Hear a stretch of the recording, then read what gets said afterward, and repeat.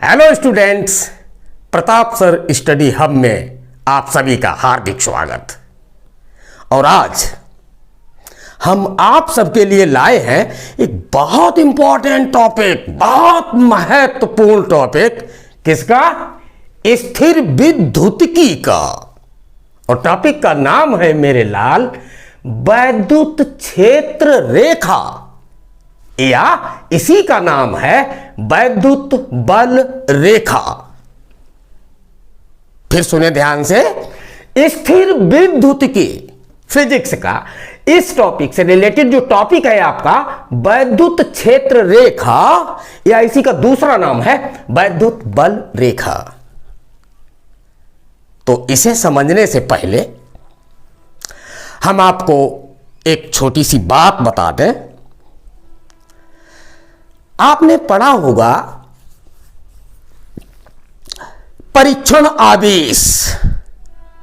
परीक्षण आवेश देखो बताते हैं आपको परीक्षण आवेश क्या है। परीक्षण आवेश, ध्यान दें,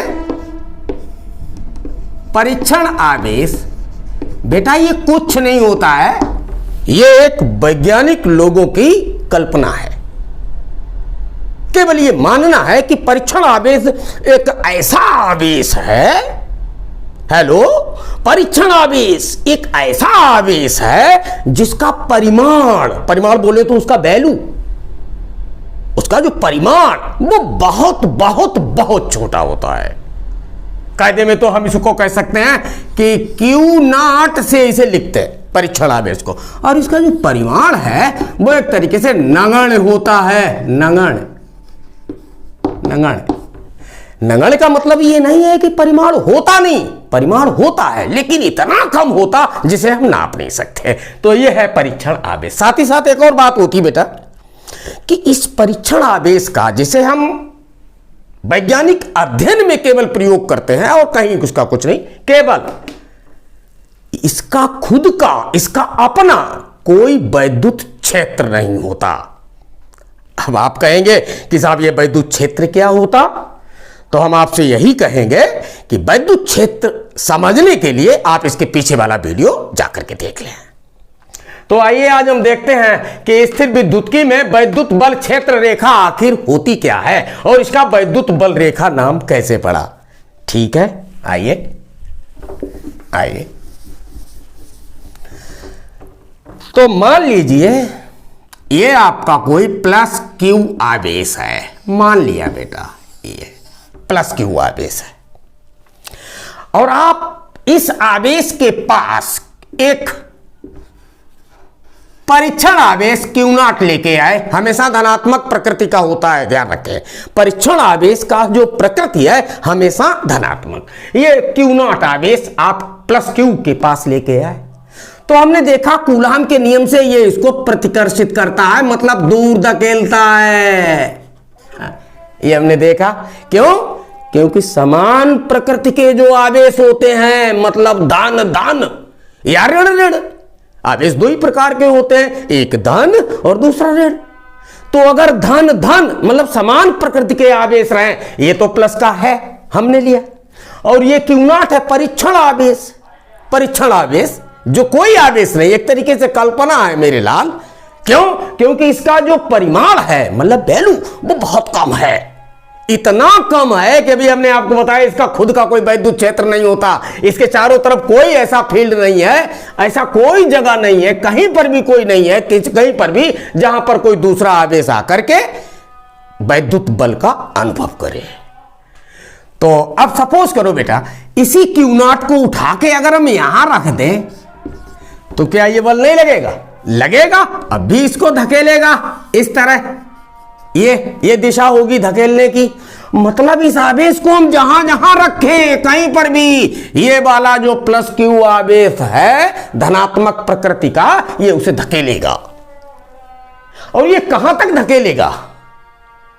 इसका जो धकेलने का रेंज है, मतलब प्रतिकर्षित करने का दूरी है, सीमा है, वो अनंत तक होती है। अनंत पर जाकर के ये जीरो हो जाता है।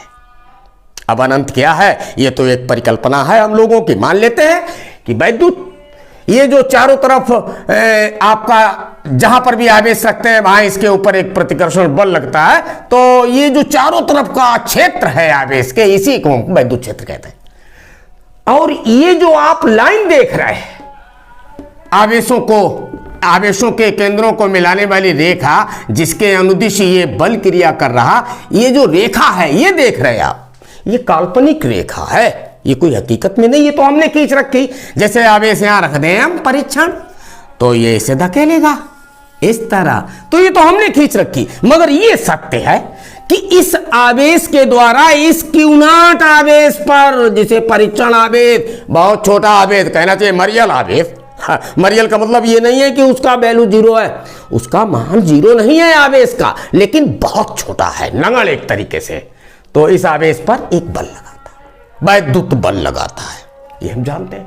तो ये जो वैद्युत बल का रेंज है आपका, इस आवेश के द्वारा अनंत तक होता है, अनंत तक। अब सवाल ये उठता है, हमें ये नहीं पढ़ना, हमें ये पढ़ना है कि वैद्युत क्षेत्र रेखा क्या होती है। अच्छा, एक चीज और समझ लें कि मान लो यहीं पर एक ऋणात्मक आवेश रहे, मान लो बेटा ऋणात्मक आवेश रहे, और यहां पर परीक्षण आवेश Q0 हम लेके आए। हमें मालूम है परीक्षण आवेश धनात्मक प्रकृति का होता है, परीक्षण आवेश लेके आए। अब आपको पता है ये तो पॉजिटिव मतलब धनात्मक है और ये है ऋणात्मक, तो ये वाला आवेश इस धनात्मक वाले परीक्षण आवेश को खींचेगा अपनी तरफ, बिल्कुल स्ट्रेट सेंटर्स के अलोंग, इनके जो केंद्र हैं उनके अनुदिश खींचेगा, ये इस तरह खींचा। तो ये ऊपर ये बल, वैद्युत बल लग रहा। इसका मतलब अगर हम Q0 को यहां रख लें तो ये इस तरह होगा डायरेक्शन, मतलब ये दिशा होगी। हमें ये पता है कि जो ऋणात्मक आवेशित कण होते हैं उनका वैद्युत क्षेत्र का जो दिशा होता वो आवेश की तरफ होता है। निगेटिव Q माइनस Q, ऋणात्मक Q आवेश का वैद्युत क्षेत्र आवेश की ओर होता है, आवेश की ओर होता है। जबकि अभी हमने देखा अगर धनात्मक आवेश है तो वैद्युत क्षेत्र बाहर की ओर होता, धकेल रहा इसे। जबकि धनात्मक आवेश के लिए वैद्युत क्षेत्र बाहर की ओर होता है, बाहर की ओर होता है। ये आपको मालूम होना चाहिए। जितने धनात्मक आवेशित कण होंगे उनसे जो वैद्युत क्षेत्र उत्पन्न होता है वो बाहर की ओर और साथ ही साथ अनंत तक, याद रखें। इसी तरह जो ऋणात्मक आवेशित कण होते हैं उनका वैद्युत क्षेत्र आवेश की ओर, जिधर आवेश है उधर ही होता है। हमेशा याद रखें, निगेटिव और पॉजिटिव, धनात्मक और ऋणात्मक आवेशित कणों में वैद्युत क्षेत्र की जो दिशाएं होती वो ठीक एक दूसरे की उल्टी होती। अभी हमने देखा धनात्मक परीक्षण आवेश को धकेल रहा है, ऋणात्मक परीक्षण आवेश को खींच रहा है।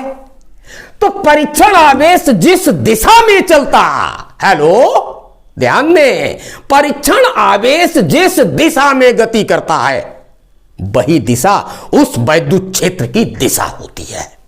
जैसे यहां देखा हमने, ये परीक्षण आवेश बाहर जा रहा, इसका मतलब वैद्युत क्षेत्र की दिशा बाहर की ओर है। तो हमने यहां लिखा धनात्मक आवेश के कारण वैद्युत क्षेत्र बाहर की ओर होता है।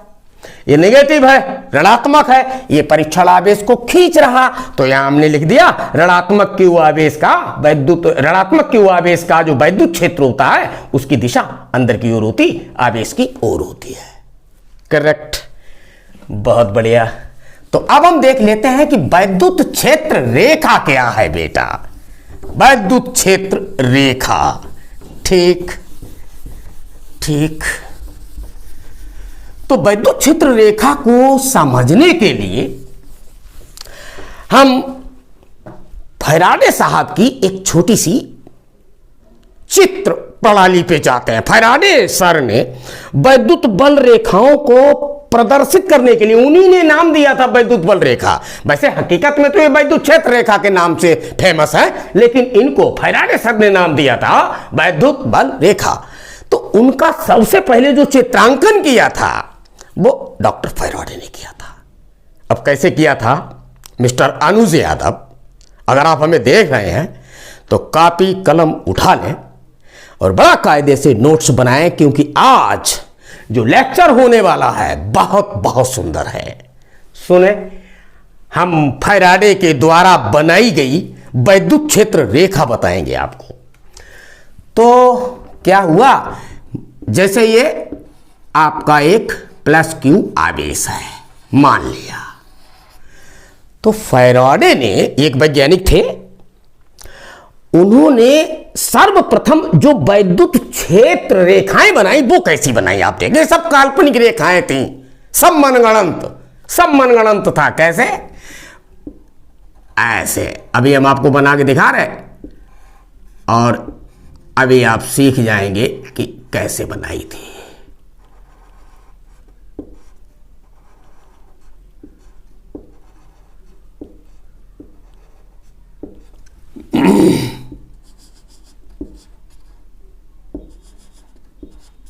बस थोड़ा रुको, हम इन्हें बना दें, फिर आपको समझाते हैं ये क्या है तमाशा। घबराए नहीं आप।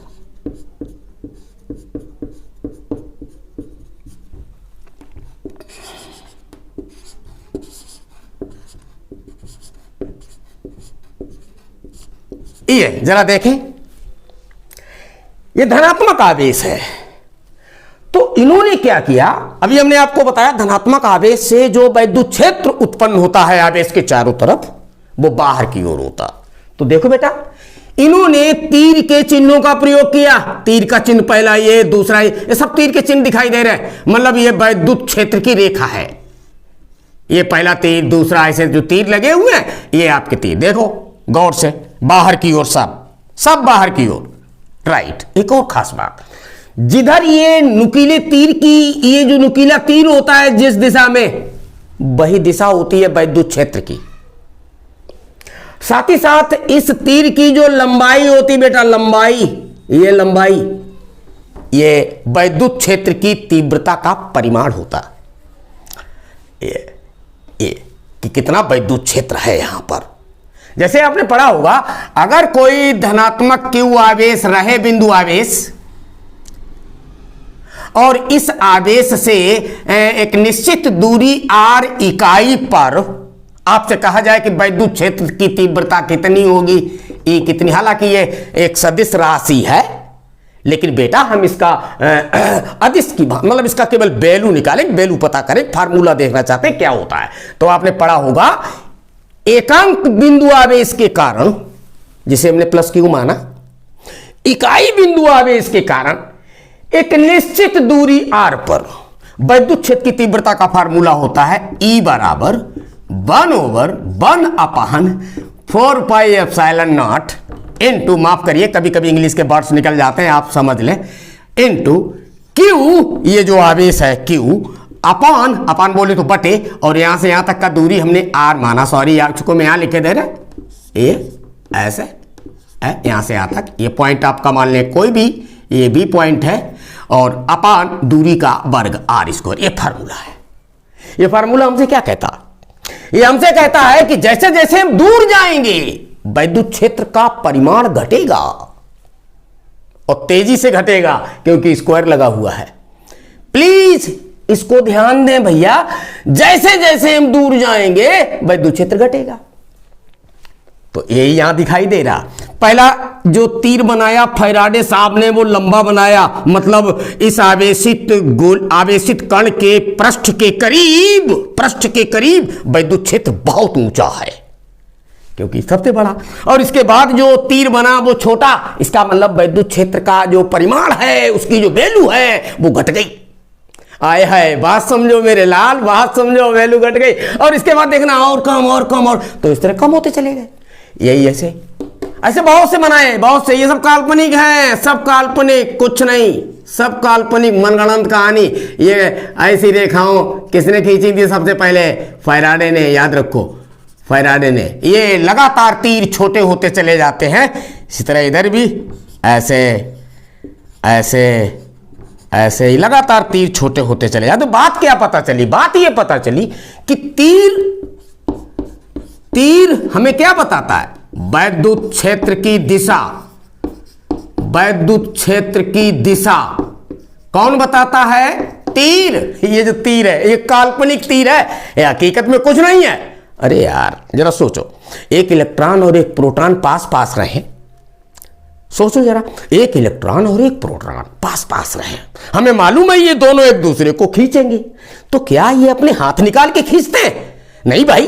क्या इनसे कोई रेखाएं निकलती? नहीं, ऐसा कुछ नहीं। इसलिए ये काल्पनिक रेखाएं हैं। बट ये हकीकत है कि दो विपरीत प्रकृति के आवेश, एक प्लस का रहे और एक माइनस का, तो ये दोनों एक दूसरे को आकर्षित करते हैं। और अगर दो समान प्रकृति के आवेश हैं बेटा, तो वो एक दूसरे को प्रतिकर्षित करते हैं। तो इस तरह सा एक पिक्चोरियल डायग्राम बना के दिया था हमें फैराडे सर ने, और उन्होंने कहा था कि यही जो रेखा इन्होंने बनाई काल्पनिक, इसी तीरों वाली रेखा को, और इस रेखा को आप कहने लगे कि यह वैद्युत क्षेत्र रेखा है। लेकिन ये कुछ समय तक तो चला, कुछ समय तक ये चला, और कुछ समय के बाद इसका मॉडिफिकेशन हुआ, मतलब इसको बदल दिया गया। कैसे बदल दिया गया? आप इसे नोट कर लें फिर बताते।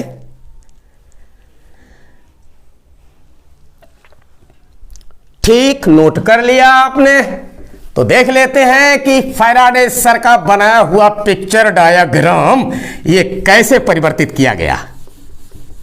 कुछ नहीं, देखो, जैसे कि ये प्लस क्यू आवेश है, फैराडे की जो परिकल्पना थी उसको मॉडिफाइड किया गया, बदल दिया गया। कैसे? उन्होंने तो पहले बड़ा तीर बनाया था, फिर छोटा बनाया, फिर उससे छोटा, फिर उससे छोटा, फिर इससे छोटा। लेकिन इस बार क्या हुआ? मॉडिफाइड करने के बाद बड़ा बड़ा तीर बनाया, ऐसे, ये ऐसे ऐसे, देखें, ऐसे धनात्मक है, इसलिए बाहर की ओर ऐसे ऐसे ऐसे, इस तरह, इस तरह। ये अब जरा देख लेते हैं ये क्या बताता है। बेटा एक चीज तो साफ दिखाई दे रही कि धनात्मक आवेश है तो वैद्युत क्षेत्र की दिशा बाहर की ओर होगी, तीर सब बाहर लगे हुए हैं। बहुत बढ़िया, बहुत बढ़िया।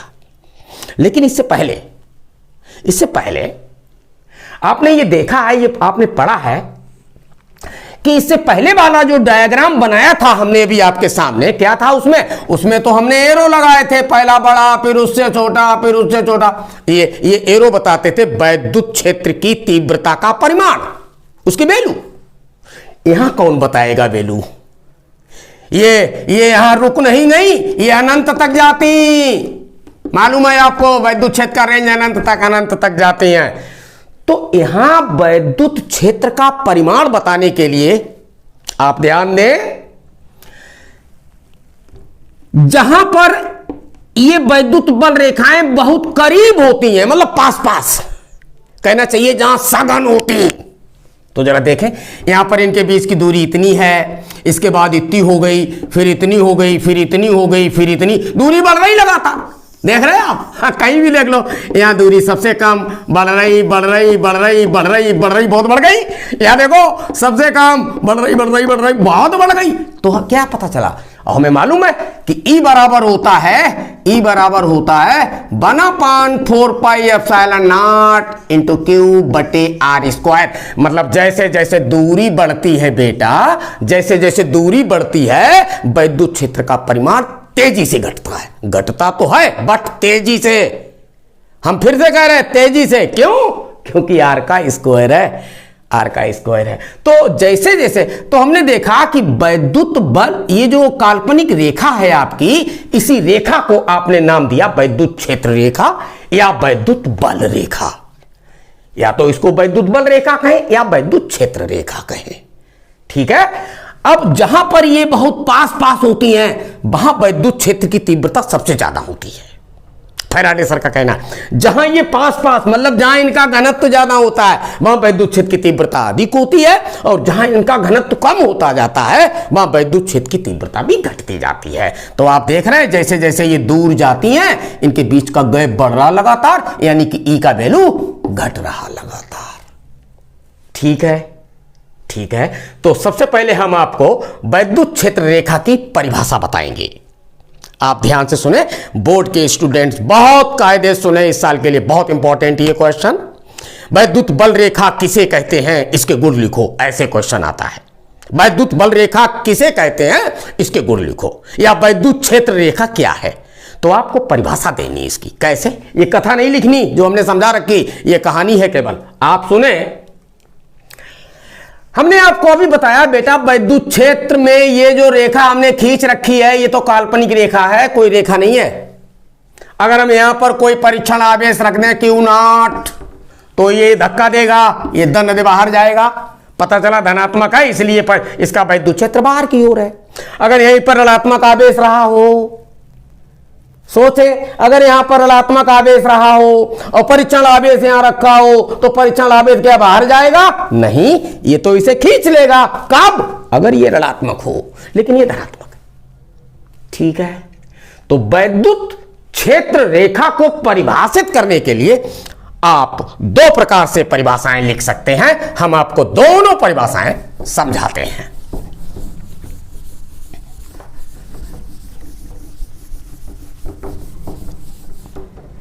तो हेडिंग डालते हैं वैद्युत क्षेत्र रेखा, और इसका डेफिनेशन मतलब परिभाषा है, वैद्युत क्षेत्र में, सॉरी इस तरह से नहीं, सॉरी ऐसे लिखें आप, किसी स्वतंत्र व धनात्मक या ऋणात्मक, चाहे वो धनात्मक हो या ऋणात्मक, किसी स्वतंत्र धनात्मक या ऋणात्मक आवेश के कारण उत्पन्न वैद्युत क्षेत्र में, ध्यान दो, वैद्युत क्षेत्र में हर आवेश के कारण वैद्युत क्षेत्र, हर आवेश का एक अपना वैद्युत क्षेत्र होता है, हमने आपको बताया, चाहे वो धनात्मक आवेश हो चाहे वो ऋणात्मक आवेश हो। फर्क सिर्फ इतना है, धनात्मक आवेश का वैद्युत क्षेत्र आवेश से बाहर की ओर और ऋणात्मक आवेश का वैद्युत क्षेत्र आवेश की ओर होता है, जैसा कि पीछे बताया आपको। तो वैद्युत क्षेत्र रेखा को परिभाषा हम इस तरह लिख रहे हैं, किसी स्वतंत्र धनात्मक या ऋणात्मक आवेश के कारण उत्पन्न वैद्युत क्षेत्र में खींची गई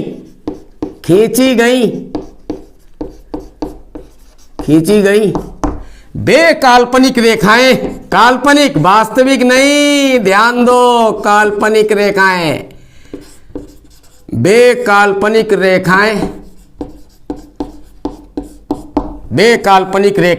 जिन पर एकांक धन आवेश गति करता है।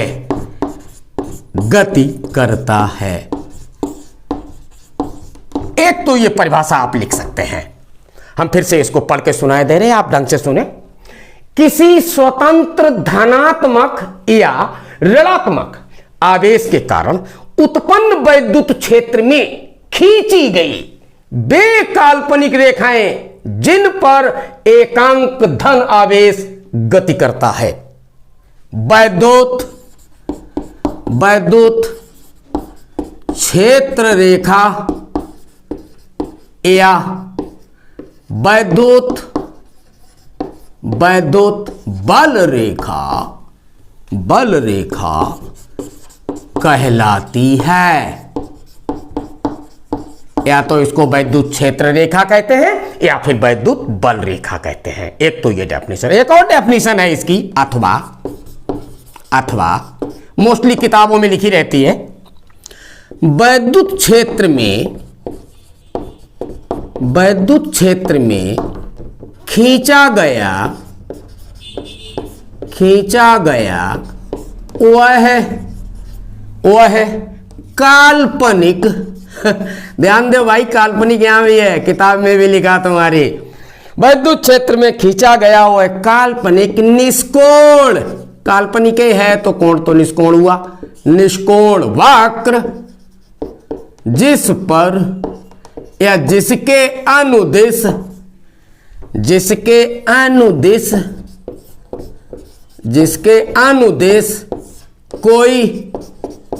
कोई स्वतंत्र व पृथक्कृत, इसका मतलब जो आवेश हम रखेंगे उसके आसपास कोई दूसरा आवेश नहीं, अकेला स्वतंत्र व पृथक्कृत आवेश हमें लिखना चाहिए एकांक धन आवेश गति करता है उसे वैद्युत बल रेखा कहते हैं। वैद्युत बल रेखा कहते हैं। हमारा राइटिंग हिंदी में थोड़ा पुअर है, हम लिख नहीं पाए अपनी लाइफ में कभी ढंग से, लिख तो लिया लेकिन लिख नहीं पाए, तो आपको अगर समझने में प्रॉब्लम हो रही हो तभी हम रिपीट कर देते हैं मेरे लाल। हमने अथवा करके जो दूसरा डेफिनेशन मतलब परिभाषा लिखा है, सॉरी, उसे ध्यान दें। वैद्युत क्षेत्र में खींचा गया वह काल्पनिक निष्कोण वक्र, मेन चीज यही है, काल्पनिक, वाकई हकीकत कुछ नहीं था, वह काल्पनिक निष्कोण वक्र जिसके अनुदिश कोई स्वतंत्र व पृथक्कृत एकांक धन आवेश, इतना बड़ा लाइन लिखा। इस पूरी लाइन का मतलब है बही परीक्षण आवेश, मरियल आवेश, जिसका कोई प्रमाण नहीं होता आवेश का। हाँ होता तो है, बहुत नगण्य होता है, मतलब उसका खुद का कोई वैद्युत क्षेत्र नहीं होता। एकांक धन आवेश गति करता है, उसे हम वैद्युत बल रेखा कहते हैं। अब आप इस डेफिनेशन को नोट कर लीजिए।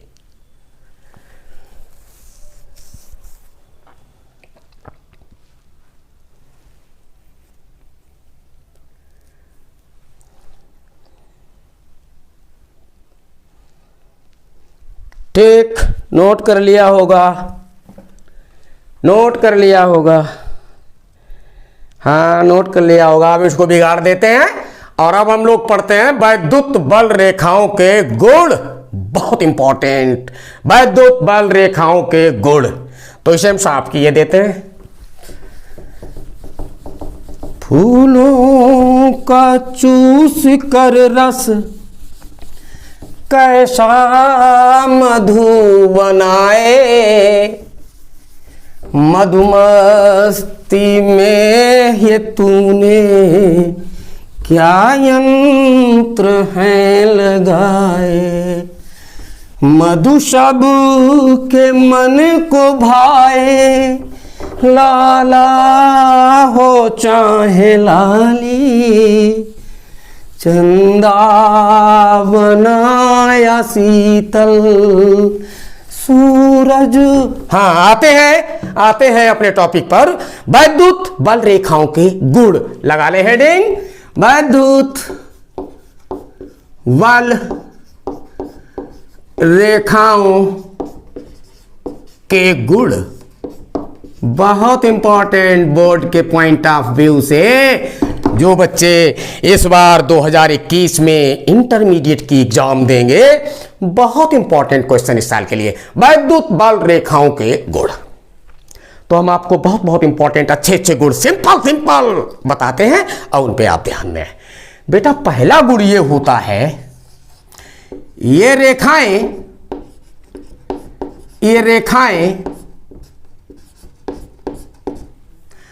धनात्मक आवेश से निकलती हैं, से निकलती हैं तथा ऋणात्मक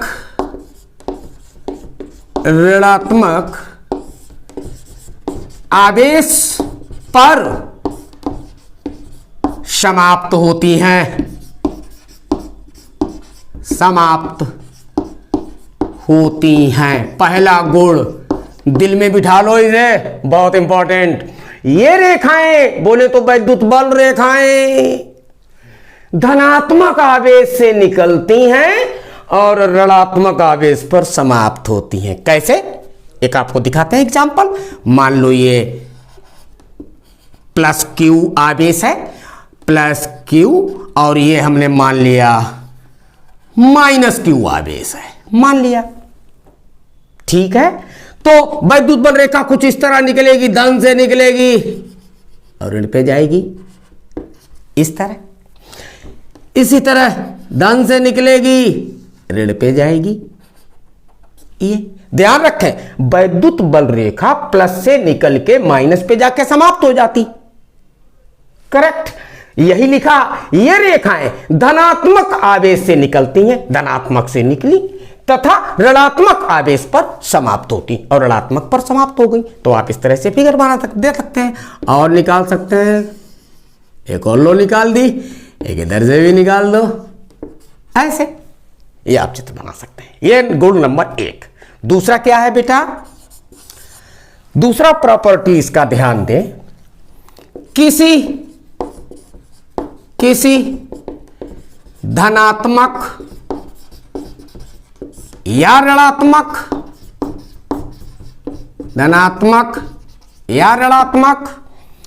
आवेश के कारण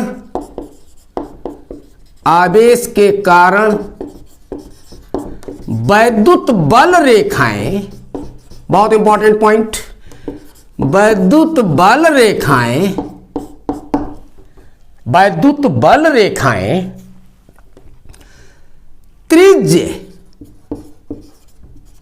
त्रिज्य अनुगामी होती हैं। अभी बताएंगे इसका मतलब क्या है। त्रिज्य अनुगामी होती हैं। एक बार फिर से इसे पढ़ो। किसी धनात्मक या ऋणात्मक आवेश के कारण वैद्युत बल रेखाएं त्रिज्य अनुगामी, मतलब ये है, मान लो ये कोई धनात्मक आवेश है, मान लिया, तो इससे जो वैद्युत बल रेखाएं निकलेंगी वो ऐसी होंगी, ऐसी। अभी आप पीछे देख भी चुके हैं,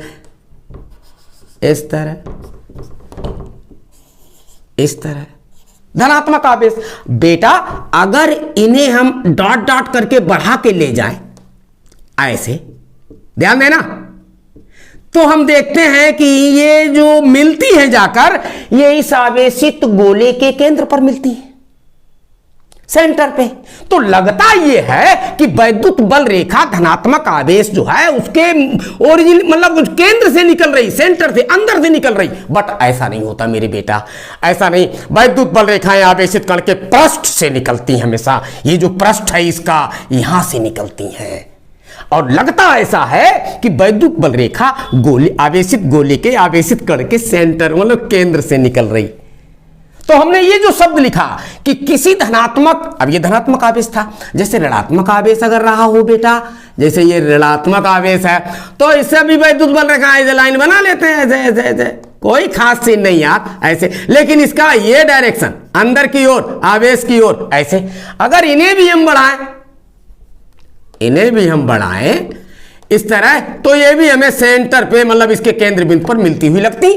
ऐसा लगता है कि ऋणात्मक जो आवेशित कण होते हैं उनकी वैद्युत बल रेखाएं अनंत से केंद्र की ओर आती हुई प्रतीत होती हैं, जबकि धनात्मक आवेश से निकली हुई वैद्युत बल रेखाएं इसके केंद्र से जाती हुई प्रतीत होती हैं। ये दो बातें आप ध्यान रखें। वही लिखा त्रिज्य अनुगामी, त्रिज्य के अनुदिश, मतलब जो त्रिज्या, ये त्रिज्या है ना, ये अब ये ध्यान रखें, हमने यहां 4 ही बल रेखाएं निकाली, 4 थोड़ा होंगी यार, है ये कोई अत्याचार है? बहुत सी बल रेखाएं होंगी, ये लॉट नंबर ऑफ बहुत सी बल रेखाएं होंगी। जैसे ऐसे बना सकते हैं, ले साहब, तो इधर भी ऐसे बहुत सी, ऐसे ऐसे ऐसे, इस तरह ऐसे बना सकते हैं। ऐसे ये माइनस है मतलब ऋणात्मक है, तो वैद्युत बल क्षेत्र की दिशा आवेश की ओर होगी। इस तरह ऐसे ऐसे बना सकते हैं। तो नोट कर लें आप इसे।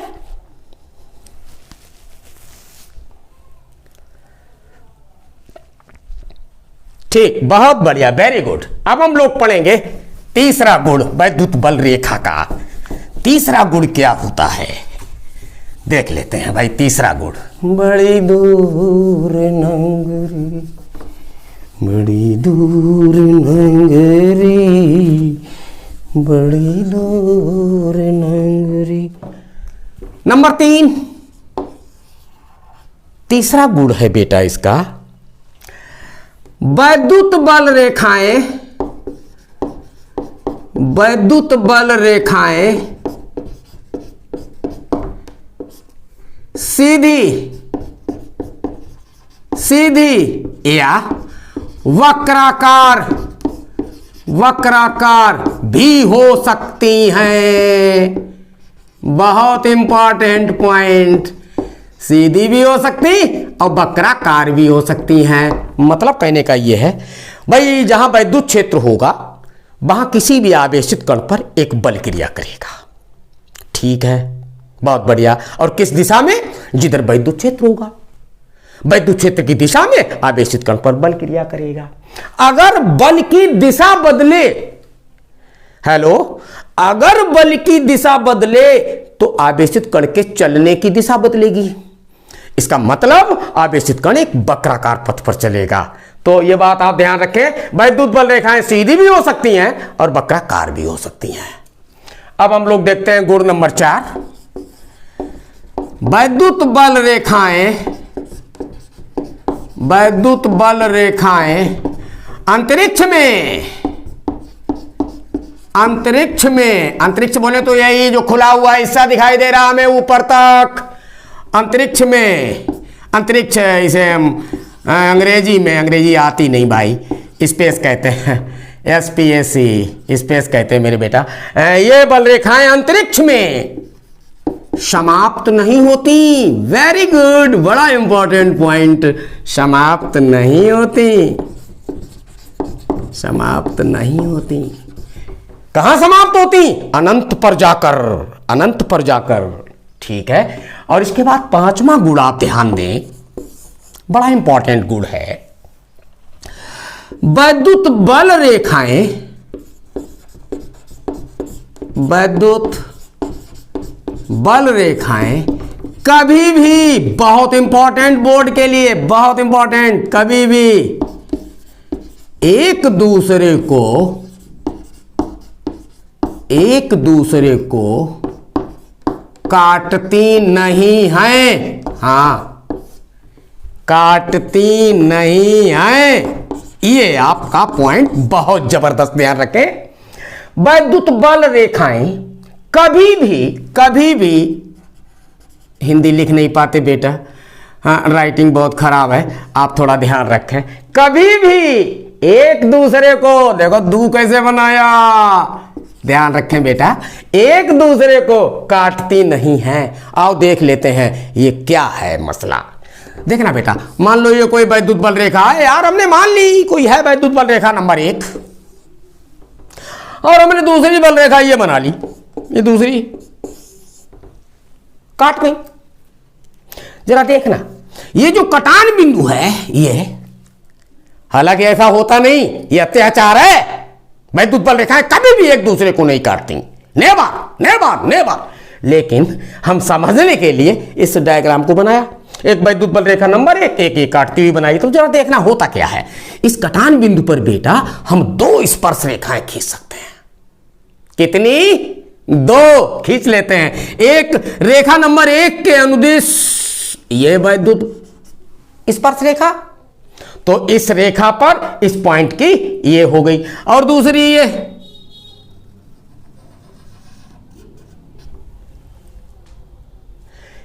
किसी भी बल रेखा के किसी भी बिंदु पर, यहीं पर हम आगे नोट किए दे रहे, तथा बल रेखा के किसी बिंदु पर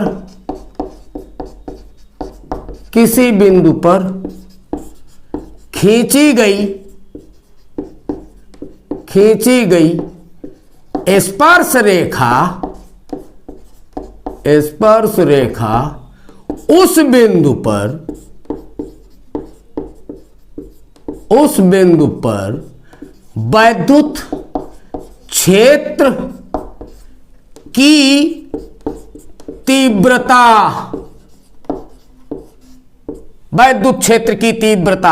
की दिशा बताती है। याद रखें, हम अगर चाहें तो इसको अगला गुण का नंबर भी दे सकते हैं कि दूसरा अगला गुण ये है। आप यहां से चाहे अगला गुण डाल सकते हैं, यहां से ये तथा जो लिखा यहां से दूसरा गुण बना सकते हैं कि यहां से बल रेखा के किसी भी बिंदु पर खींची गई स्पर्श रेखा, जैसे कि हमने इस बल रेखा के यहां पर स्पर्श ये पॉइंट P मान लें और यहां पर हमने ये स्पर्श रेखा खींची, तो ये वैद्युत क्षेत्र की दिशा हुई। मान लें ये वैद्युत क्षेत्र दिशा E1 में है, ये हमने मान लिया ये डायरेक्शन है, दिशा है। अब यहां गौर से देखो, ये जो दूसरी वाली वैद्युत बल रेखा है, अगर इसके लिए हम स्पर्शी रेखा खींचें, देखो वैद्युत बल रेखा का ये है, तो हमें एरो लगाना चाहिए इस डायरेक्शन में, ये ऐसे, तो ये आपका E2 हो गया। अब जरा गौर से देखो भाई, E1 वैद्युत बल रेखा एक का दिशा वैद्युत क्षेत्र का, E2 दूसरे का, क्या ये एक ही दिशा में है?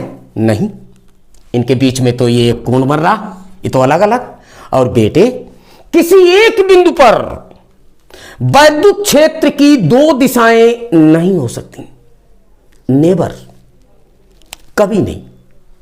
किसी एक बिंदु पर वैद्युत क्षेत्र की दो दिशाएं नहीं हो सकती, आप ध्यान रखें। तो यहां पर हम ये कह सकते हैं कि कटान बिंदु पर जहां पर ये काटती हैं, वहां पर दो स्पर्श रेखाएं होती हैं, दोनों स्पर्श रेखाएं वैद्युत क्षेत्र की अलग अलग दिशाएं बताती हैं, इसलिए कोई दो वैद्युत बल रेखाएं आपस में कभी काटती नहीं है। ऐसे यहां लिख सकते हैं, चूंकि कटान बिंदु पर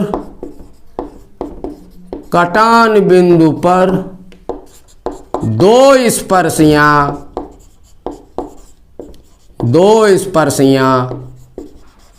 खींची जा सकती हैं जो वैद्युत क्षेत्र की तीव्रता की अलग अलग दिशाएं बताती है, अलग अलग दिशाएं बताती है। ये आपका कारण हुआ। जैसे हमसे पूछा जाए क्या कारण है कि वैद्युत बल रेखाएं कभी एक दूसरे को काटती नहीं है, तो हम आंसर यहां से लिखेंगे, चूंकि कटान बिंदु पर दो स्पर्शियां खींची जा सकती हैं, जैसा कि यहां हमने आपको फिगर में दिखाया, कटान बिंदु पर दो स्पर्शियां खींची जा सकती हैं, तो जो वैद्युत क्षेत्र की तीव्रता की अलग अलग दिशाएं, मतलब अलग अलग दो दिशाएं बताती हैं, एक दिशा ये है, एक दिशा ये, जो कि असंभव है, इतना आपको लिख देना है। क्लियर? नोट कर लें।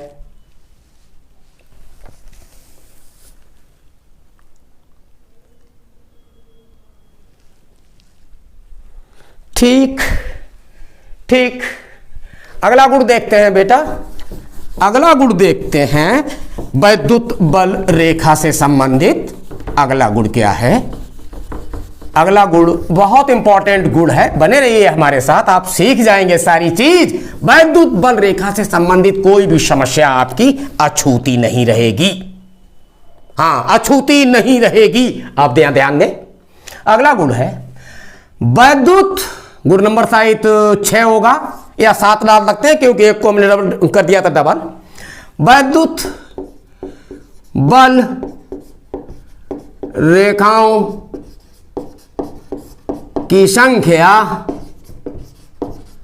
वैद्युत बल रेखाओं की संख्या आवेश के परिमाण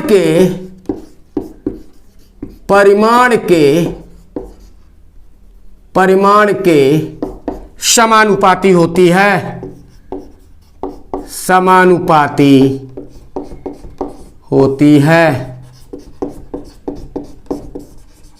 ये इस तरह वैद्युत बल रेखाओं की संख्या आवेश के परिमाण के समानुपाती होती है। देख लेते हैं ये क्या कहता है हमसे, बहुत इंपॉर्टेंट प्रॉपर्टी, ध्यान दें बेटा। मान लो एक आवेश ये है प्लस Q1 और एक आवेश मान लो ये रखा है प्लस Q2, हमने मान लिया। और इस तरह से फिगर बन के आया, मान लो ऐसे ऐसे चित्र बना के दिया हमें, ऐसे ऐसे मान लो थोड़ी देर के लिए ऐसे ऐसे ऐसे ऐसे ऐसे ऐसे, सॉरी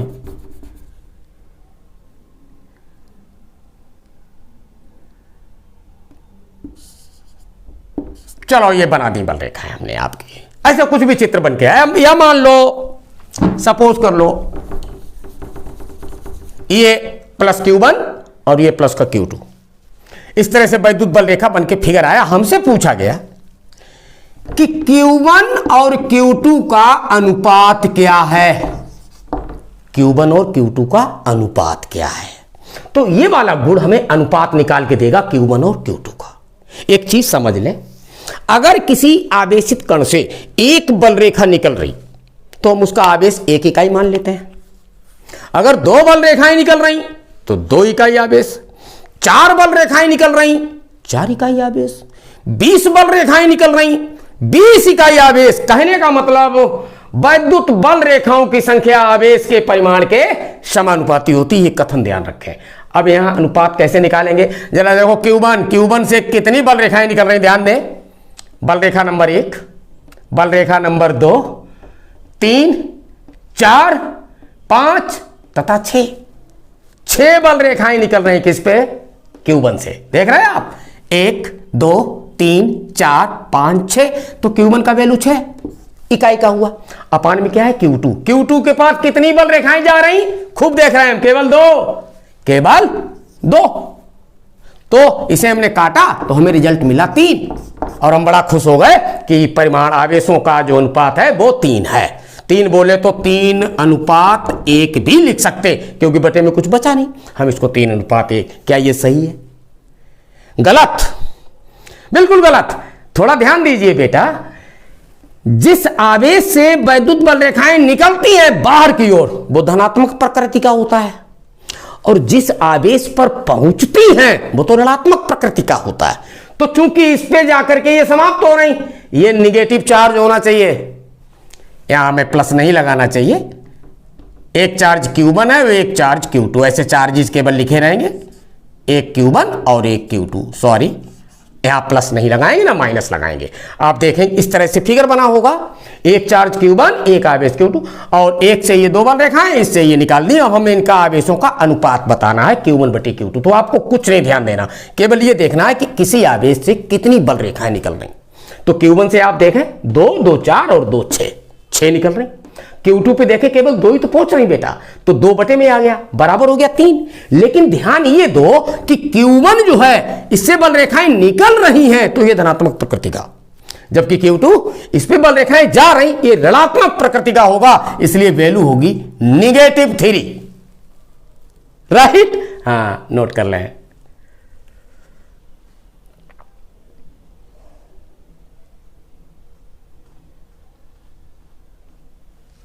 ठीक। अब हम आते हैं गुण नंबर 7 पर। वैद्युत बल रेखा का अगला गुण क्या है। एक गुण बड़ा इंपॉर्टेंट है बेटा, कायदे से समझ लो, हर जगह काम आता है, बोर्ड के लिए तो है ही है। बोर्ड में अधिकतम 4 गुण लिखने को आते हैं, डोंट वरी। आप इनमें से छांट लेना 4 जो बढ़िया लगे, मीठे मीठे मीठे मीठे छोटे छोटे नन्हे मुन्ने, उन्हें निकाल के रख लेना पॉकेट में, और हमेशा उनका नाश्ता करो, आपको ध्यान बने रहेंगे। अगला गुण है वैद्युत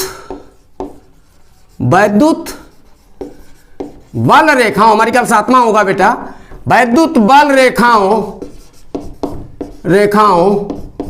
की सघनता, बड़ा इंपॉर्टेंट पॉइंट, सघनता। इसी को दूसरा नाम है बेटा घनत्व, घनत्व कह देते हैं, डेंसिटी। सॉरी इंग्लिश नहीं हम जानते। वैद्युत बल रेखाओं की सघनता वैद्युत क्षेत्र की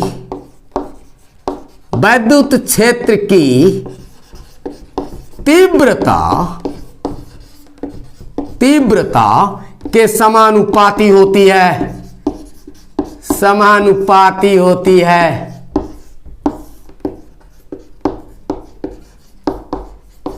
ध्यान दें, वैद्युत बल रेखाओं की सघनता मतलब घनत्व, मतलब जहां वैद्युत बल रेखाएं बहुत पास पास होती हैं उसे कहते हैं कि यहां सघनता ज्यादा है, और जहां वैद्युत बल रेखाएं दूर दूर होती हैं उसे कहते हैं वहां सघनता कम है। तो जहां सघनता ज्यादा होती है वहां वैद्युत क्षेत्र की तीव्रता अधिक होती है।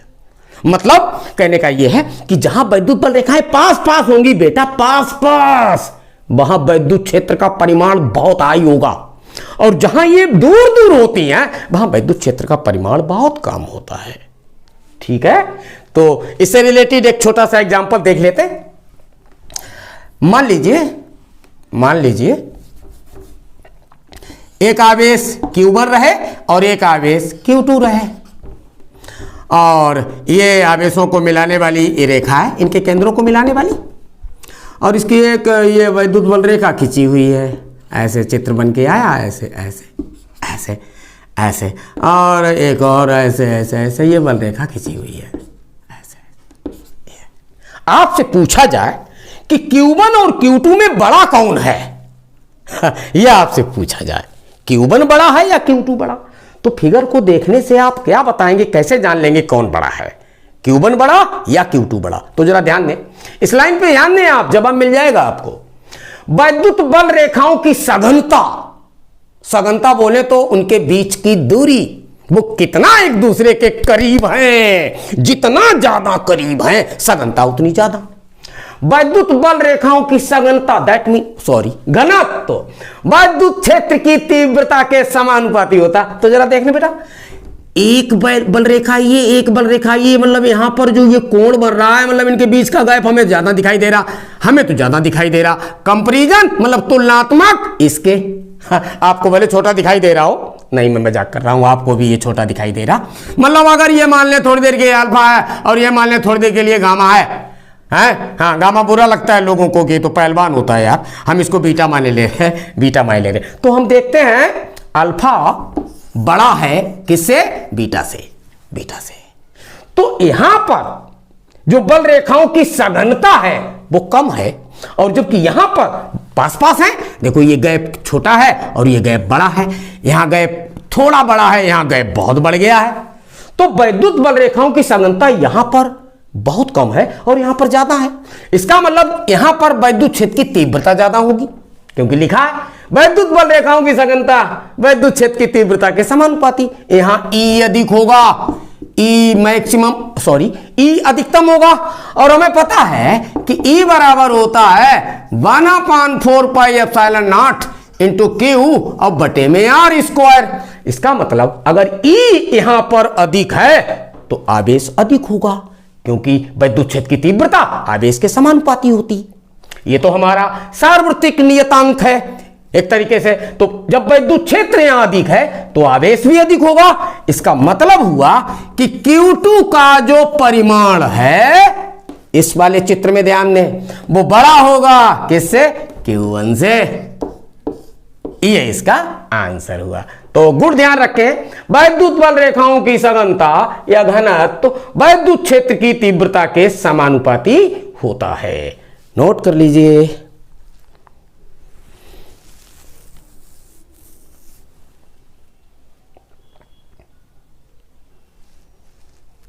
ठीक, बहुत बढ़िया, बहुत बढ़िया। एक और आपको वैद्युत बल रेखा का गुण बताते हैं, वो भी बहुत महत्वपूर्ण है, ध्यान दें।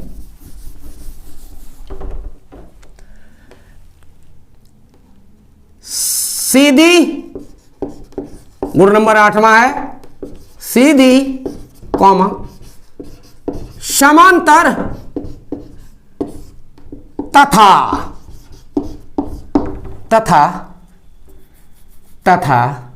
समान दूरी पर, समान दूरी पर,